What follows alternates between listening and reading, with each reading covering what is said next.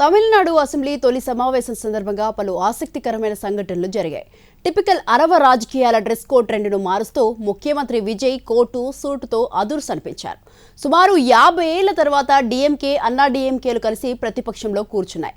ఉదయనిధి స్టాలిన్ ప్రమాణ స్వీకారం చేసిన తర్వాత ముఖ్యమంత్రికి నమస్కారం చేయకుండానే వెళ్లిపోయారు. తమిళనాడు రాజకీయాల ఫ్యూచర్ మొదటి రోజే కనిపించింది. ప్రోటెం స్పీకర్ కరుప్పయ్య ఎమ్మెల్యేలతో ప్రమాణ స్వీకారం చేయించే క్రమంలో కొన్ని ఇంట్రెస్టింగ్ విషయాలు కనిపించాయి. అన్నా డీఎంకే 2 వర్గాలుగా చీలిపోయిందని స్పష్టంగా అర్థమైంది. పళనిస్వామి బ్యాచ్లో కొందరు, వేలుమణి టీంలో కొందరు ఎమ్మెల్యేలు వేర్వేరుగా సభకు వచ్చారు.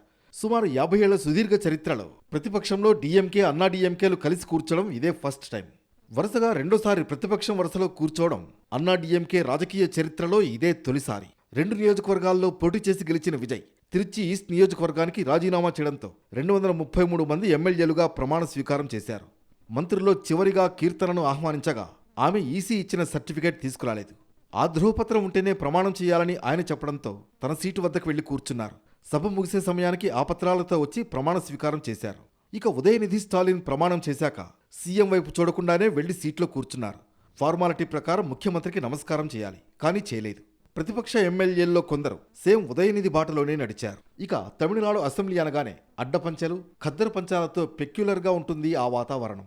కానీ విజయ్ అసెంబ్లీ ఇన్సైడ్ ట్రెండ్ని మొత్తం మార్చేశారు. నల్ల కొట్టు, తెల్ల షర్ట్తో, హెయిర్ డై లేకుండా చాలా సింపుల్గా వచ్చారు. టీవీకే ఎమ్మెల్యేలు కూడా ఖద్దరు పంచల హడావుడి లేకుండా క్యాజువల్గానే వచ్చారు. Vijay trade mark dress code అయిన తెలుపు రంగు చొక్కా, చందనపు రంగు ప్యాంట్ ధరించి హాజరయ్యారు.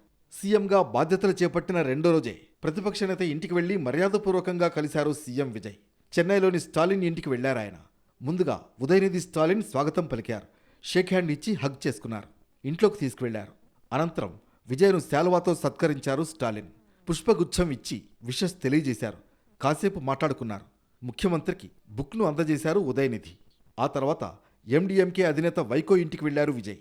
చెన్నై అన్నానగర్లో ఉన్న ఆయన నివాసంలో మర్యాదపూర్వకంగా కలిశారు. విజయ్కు అభినందనలు తెలిపారు వైకో. అయితే తన ఇంటికి వచ్చిన మొట్టమొదటి ముఖ్యమంత్రి విజయే అని వైకో అన్నారు.